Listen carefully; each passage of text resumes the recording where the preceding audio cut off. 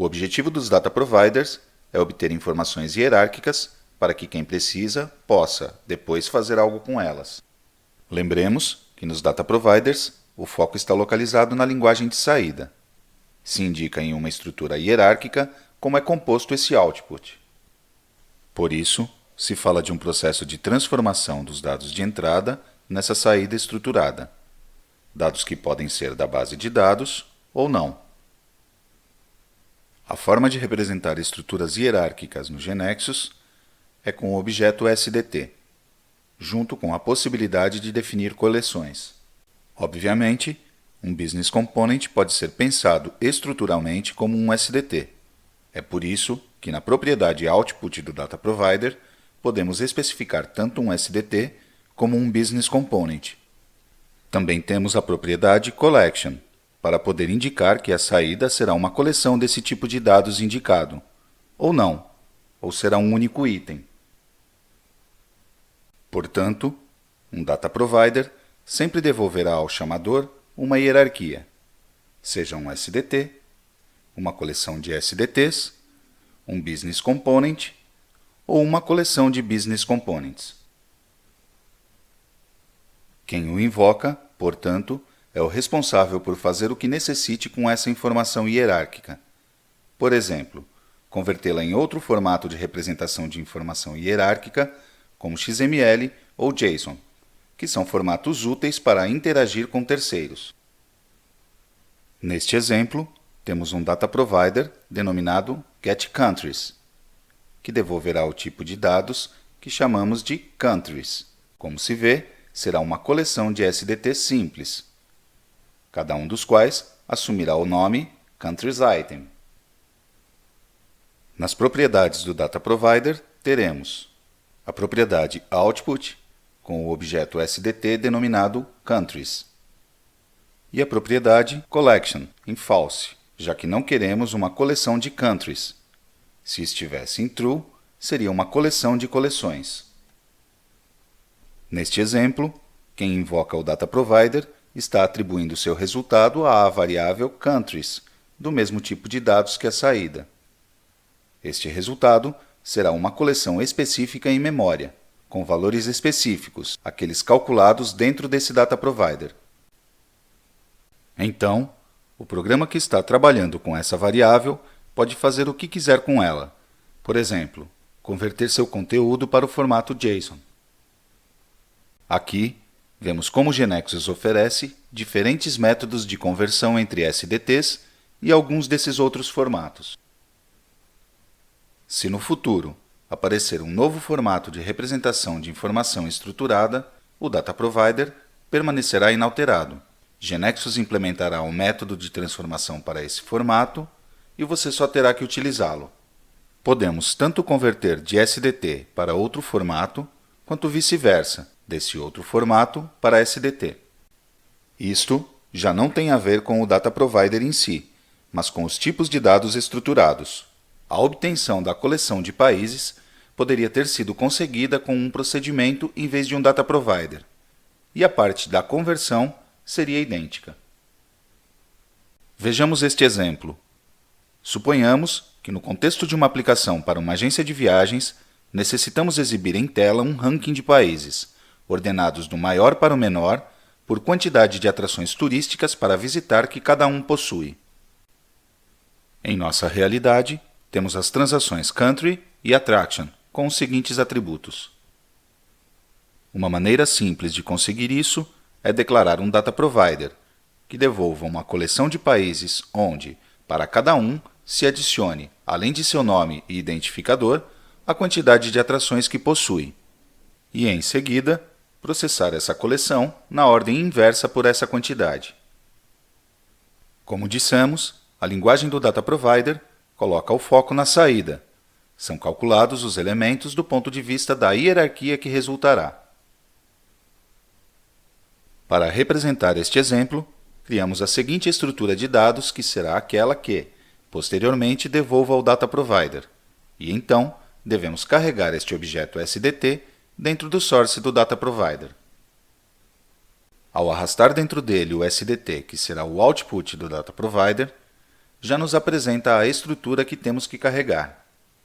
Vemos claramente como sua linguagem está orientada para a declaração de saída. Aqui, vemos qual seria o input de nosso data provider, ou seja, de onde estão sendo retirados os dados. Temos uma transação base especificada, atributos e uma fórmula inline. Claramente, as informações estão sendo retiradas da base de dados, para transformá-las na informação hierárquica requerida. O mesmo resultado teríamos obtido se carregássemos de maneira estática os dados no source, ou seja, se o input não fosse retirado da base de dados, mas fosse codificado manualmente. Como vemos, por não haver transação base ou atributos, GNexus não trará informações da base de dados. Também podemos ter um input misto, uma parte codificada de forma estática e outra retirada da base de dados. Neste exemplo, vemos no source do Data Provider que apresentará na saída 3 itens da coleção carregados de maneira estática, e em seguida, mais N itens carregados da base de dados a partir dos registros da tabela Country. Observe que tivemos que mover a cláusula from para que se aplique ao subgrupo Countries Item final, e não a todos, pois, como vimos, esta parte estática, codificada manualmente por nós, não retira registros da base de dados. Veremos agora os principais componentes da linguagem do source de um Data Provider. Teremos grupos, elementos e também podemos utilizar variáveis. Os elementos são análogos aos membros de um SDT. Se pensarmos na hierarquia como uma árvore, os grupos são os galhos e os elementos as folhas. Ou seja, os grupos são elementos compostos. Podem ser compostos de outros grupos ou de elementos. Os grupos poderão ser estáticos ou carregados de modo dinâmico. A estes chamamos de grupos repetitivos. Em nosso exemplo, os 3 primeiros grupos são estáticos. São carregados com dados fixos, enquanto o último é um grupo que terá tabela base associada e, portanto, produzirá N itens na saída, um para cada registro da tabela base considerado. Um grupo com tabela base será equivalente a um comando for each. Os grupos permitem especificar transação base, embora, diferente do for each, aqui se especifica precedendo o nome da transação base ou nível com a palavra from. Observemos que, neste exemplo, o que fizemos foi, em vez de percorrer a tabela base country, percorrer a attraction, utilizando a cláusula unique, de forma que, se houver muitas atrações de um país, seja levada em consideração apenas uma, e para essa se contem todas as demais atrações que tenham o mesmo país. Dessa forma, na saída, serão listados apenas os países com atrações. Vale exatamente o mesmo que todo o visto para o comando for each. Se os grupos estáticos não fossem requeridos, então seria o mesmo especificar as cláusulas no nível do subgrupo Countries Item que do grupo pai, Countries, coleção de Countries Item. Neste caso, então, declarar as cláusulas no nível do grupo pai é equivalente a fazê-lo no nível do grupo filho. Vejamos agora este outro exemplo. Temos um Data Provider que devolverá como estrutura um SDT, que possui uma coleção de bills e um elemento quantity.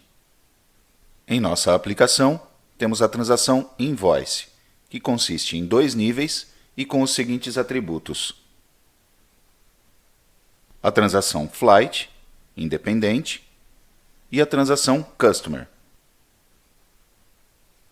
O que queremos é que, a partir das faturas que foram geradas para cada cliente, entre um par de datas dadas, seja gerado um recibo de pagamento para o total de todas essas faturas. Pode ser que, entre essas 2 datas de faturamento, nem todos os clientes tenham recibos a serem gerados, uma vez que não tenham faturas feitas nesse intervalo de datas. Na estrutura a ser devolvida, é necessário saber quantos recibos são obtidos do cálculo, e por isso temos o membro BillsQuantity. Se no intervalo de datas 1 de janeiro de 2020 a 12 de janeiro de 2020 somente houver faturas dos clientes John Smith e Ann Brown, a saída será conforme representa a imagem. Uma variável SDT com 2 membros, um do tipo coleção e o outro do tipo numérico. A coleção terá 2 itens, conforme mostrado. Em outras palavras, o Data Provider devolverá uma estrutura com 2 elementos: a coleção de recibos, por um lado, e a quantidade de elementos dessa coleção, por outro. Se arrastamos para o source do Data Provider o SDT, vemos como é inicializado, onde a propriedade Collection ficará com seu valor default false. Isto é o que queremos, porque não vamos devolver uma coleção de bills info, mas um só elemento desse tipo, que em particular conterá, entre outras coisas, uma coleção de bills. Programemos a regra parm para receber por parâmetro o intervalo de datas de faturamento. E então, para o grupo bills, que representa a coleção, especificamos a transação base. Por que colocamos Customer Name sem atribuir um valor a ele? Porque ele se chama igual ao atributo Customer Name e estamos navegando na tabela Customer. Portanto, podemos utilizar essa notação abreviada. Equivale a ter escrito Customer Name igual a Customer Name, onde o da esquerda é o membro do SDT e o da direita é o atributo da tabela Customer. Observemos que o uso das variáveis é igual ao que fazemos em um for each. Temos um problema. Neste caso, vamos devolver um item bill na saída, mesmo para clientes que não tenham faturas no intervalo recebido por parâmetro. Como faríamos para que isto não acontecesse? Uma maneira é alterando a transação base para invoice e ficando com os registros de invoice sem repetir o Customer ID e com datas no intervalo desejado. Depois, no sum interno, contaremos os totais de todas as faturas do cliente que estão nesse mesmo intervalo de datas. Como dissemos, é idêntica à lógica do for each. Aqui, vemos mais uma vez os componentes básicos da linguagem de um Data Provider. Agora, vejamos este outro exemplo. Queremos preencher com dados a tabela associada a uma nova transação chamada card, utilizando seu Data Provider associado e a partir de dados de outras tabelas da base de dados. Temos a transação Customer para registrar os clientes da agência de viagens e Trip para registrar cada viagem ou excursão oferecida pela agência a uma cidade determinada. Temos um subnível com clientes registrados para a viagem. Suponhamos que a agência de viagens decide que todos os clientes que tenham contratado mais de 3 viagens receberão um cartão especial de tipo Full Services, que lhes permitirá usufruir de todos os serviços gratuitamente. E caso tenham contratado menos de 3 excursões, receberão o cartão de tipo Partial Services. Cada cartão tem um identificador que se autonumera, um cliente e um tipo de cartão, para o qual definimos um domínio enumerado que admite somente os valores full ou partial. Agora, queremos que a tabela associada à transação card seja inicializada com a informação correta. Então, ativamos a propriedade Data Provider e deixamos o valor de Populate Data para UsedTo, de modo que criará automaticamente o Data Provider que vemos. E ativará a propriedade Business Component para inserir os cartões que sejam devolvidos por esse Data Provider, ao ser executado automaticamente na primeira execução. Como declaramos o source do Data Provider? Criaremos um Business Component Card na coleção para cada cliente. Por isso, para o grupo Card, especificamos transação base Customer. Sabemos, portanto, que é um grupo com tabela base. Removemos o elemento card.id do grupo card, pois o domínio ID do atributo card.id da transação é autonumerado. A seguir, observemos como carregamos o valor do elemento cardType utilizando uma fórmula inline condicional. Assumirá o valor do enumerado cardType.full, desde que o resultado da execução da fórmula inline count_tripDate seja maior que 3. Caso contrário, será atribuído o valor cardType.partial. Essa fórmula contará os registros da tabela trip filtrando por Customer ID. E então, ao elemento Customer ID, que corresponderá ao Business Component, é atribuído o valor do atributo Customer ID da tabela base do grupo Customer. Podemos utilizar a notação abreviada e remover a atribuição. Aqui, portanto, vemos um exemplo em que o Data Provider devolve uma coleção de Business Components cujos dados são obtidos de outra tabela.